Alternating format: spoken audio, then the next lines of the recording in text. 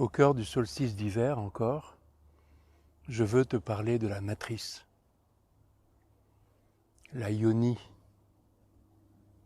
la déesse, Matrika, la mère, Matrika, matrice. Tu entends le matrice de Matrika. Les trois mots, là, ne sont pas vraiment synonymes. La yoni, c'est la déesse. La déesse, c'est la puissance, la Shakti. Ish, le pouvoir. La Prakriti. La déesse fait être. La déesse fait agir. Prakriti. Elle est dans ce sens Shakti, la puissance. Dans le monde, dans notre monde, la yoni, la matrice qui sert de modèle en quelque sorte aux êtres, la matrice, évidemment c'est la déesse, évidemment c'est la terre. Dans le rituel, la yoni c'est la terre, le lingam c'est la pierre. La pierre est le fruit de la terre. Et cette pierre, ce fruit de terre, est en terre. Le lingam naît de la terre et y retourne. Ce qui est offert, ce qui est offrant dans le rituel, est sur la pierre, glisse dessus et retourne à la terre. C'est le sens de la matrice, le sens de la yoni. La déesse, toujours. Le sens de la yoni, c'est que de la terre, tout émerge et à la terre, tout revient. Évidemment. Regarde la multitude des êtres, les êtres humains bien sûr, mais tous les êtres, y compris les pierres. Regarde cette multitude, lève ta tête au firmament la nuit, vois les étoiles. Pour tout cela, il y a matrice. Cette multitude est kala. Elle est à nous. Elle est séparée. Elle est individualisée.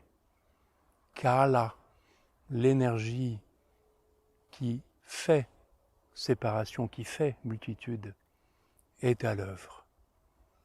Tu vois, c'est ça qui se passe, tout ça. C'est l'œuvre de la déesse. La déesse fait le monde.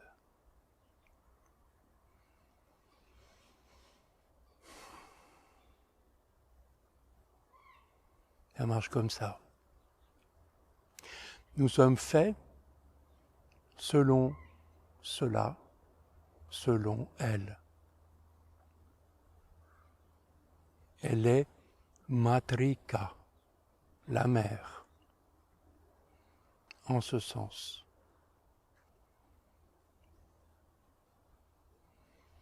Mais dans l'enseignement, Matrika, c'est aussi les lettres de l'alphabet et les phonèmes.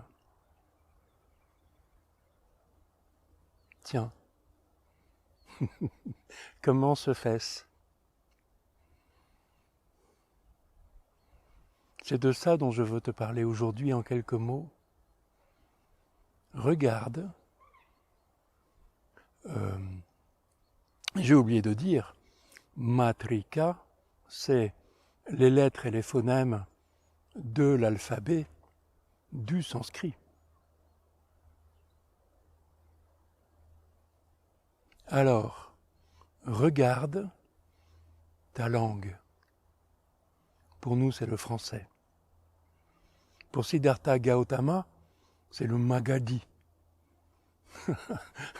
un peu avant le début de notre ère, un dialecte indien. Mais nous, c'est le français. Regarde au passage que notre alphabet, nos phonèmes, sont les mêmes qu'en sanskrit, qu'en hébreu, qu'en latin, qu'en grec, qu'en arabe, que l'écriture cyrillique. Quand même, la matrice, la mère, agit en nous. Mais regarde ta langue, le français. Regarde ce qui, en toi, est à l'œuvre. Ce n'est pas le sanskrit et sa puissante, totale, claire et vraie relation au monde tel qu'il est. Le français, une langue latine, est chrétienne, elle est romaine, elle est médiévale, monarchique de droit divin, puis moderne, scientiste, post-moderne aujourd'hui. Truc de dingue. Nous sommes les héritiers de cela, comme en Inde, les Indiens sont les héritiers de ce qui leur est arrivé.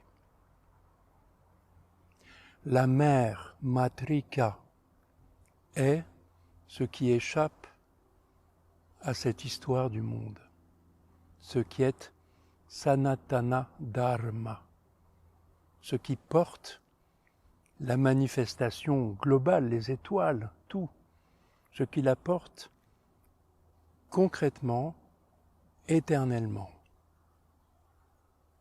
Le propre de l'enseignement du yoga, c'est de sortir de notre logiciel racine qui tourne en nous et qui est vision biblique du monde.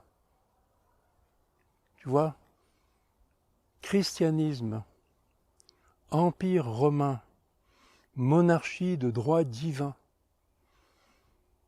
modernité, scientisme, oligarchie de droit bancaire, tout ça, qui est à la racine même de notre pensée. Nous ne pouvons pas nous empêcher d'entendre, de voir, de comprendre selon ces règles-là. Nous avons une relation idéologique à ce qui est bien, à ce qui est mal, à comment il faut être pour bien en société. Et heureusement que nous sommes les détenteurs et les promoteurs aussi de cette morale qui nous fait être dans le groupe et dans l'histoire avec un grand H comme avec un petit h. Heureusement que c'est comme ça. Ça va le rester. Nous sommes des animaux de ruche, les humains. Il n'y a pas vraiment de problème avec ça. Mais pour que le pouvoir des humains sur les autres humains ne devienne pas total, pour que cette idéologie de la ruche ne devienne pas totalitaire, il est absolument nécessaire que certaines abeilles soient liées au monde extérieur, tu vois, d'une certaine façon. Lorsque nous sommes pris à l'intérieur du monde humain, dans nos métiers, dans nos fonctions, dans nos devoirs impérieux, lorsque nous sommes pris dedans, il y a cette ruche qui fait monde et il y a l'extérieur, la vie des plantes, la vie des animaux, la vie des rochers, la vie des planètes. Il est absolument nécessaire que certaines abeilles de la ruche, certains humains, soient en lien avec ce dharma, avec ces règles cosmiques. Sinon, les lois de la ruche deviennent totales, totalitaires et hors sol.